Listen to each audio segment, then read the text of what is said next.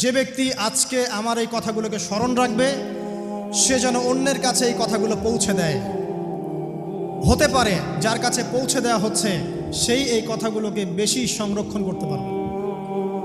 আল্লাহ পাক তার প্রতি রহম করুন যে আমার এই কথাগুলোকে অন্যের কাছে পৌঁছে দেবে। নবীজির ভাষণ। এরপর নবীজি বলছেন, জেনে রাখো নিশ্চয়ই তোমাদের পরস্পরের, মুসলিমদের পরস্পরের সম্পদ, পরস্পরের রক্ত, পরস্পরের এই যে জান মাল ইজ্জত, এগুলো একে অপরের জন্য হারাম।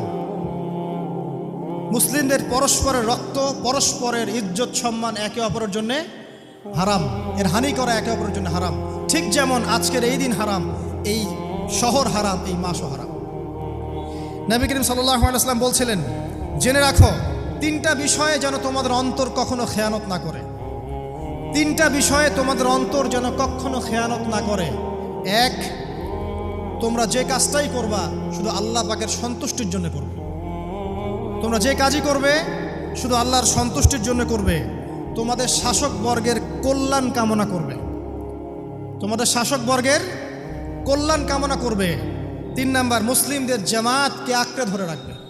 মুসলিমদের ইউনাইটেড কমিউনিটিকে আঁকড়ে ধরে থাকবে। এই 3টা বিষয় পালনের ক্ষেত্রে তোমাদের অন্তর যেন খেয়ানত না করে।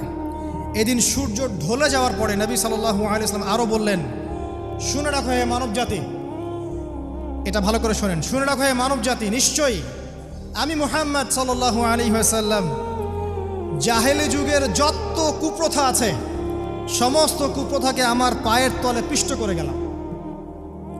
জাহেলি যুগে কি ছিল ভাই? শিরিক ছিল, সুদ ছিল, মাদক ছিল, নারীর অবমাননা ছিল, কন্যা সন্তানকে দাফন করা হতো, রক্তক্ষয়ী হানাহানি মারামারি কাটাকাটি ছিল। এগুলো সব কিছুকে আমি আমার পায়ের তলে দাফন করে গেলাম। এটা কি দাফন হয়েছে? তিনি বলছেন, নিশ্চয়ই আমি জাহেলি যুগের সুদকে আমার পায়ে তলে পিষ্ট করে যাচ্ছি। সর্বপ্রথম যার সুদ আমি পিষ্ট করছি তিনি হচ্ছেন আব্বাস ইবনে আব্দুল মুত্তালিব, আমার চাচার সুদ। নিজের পরিবার থেকে দৃষ্টান্ত স্থাপন করলেন।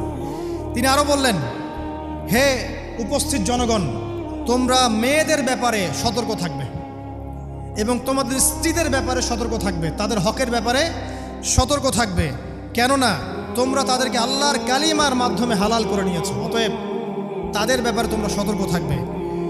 তোমাদের উপর তাদের হক হচ্ছে তোমরা যা খাবে, যা পরবে, তাদেরকেও তাই খাওয়াবে, তাই পরাবে। আর তাদের উপর তোমাদের হক হচ্ছে তারা তোমাদের বিছানায় এমন কাউকে আসতে দিবে না যাদেরকে তোমরা অপছন্দ করো। নবী করিম সাল্লাল্লাহু আলাইহি ওয়াসাল্লাম আরও বলছেন,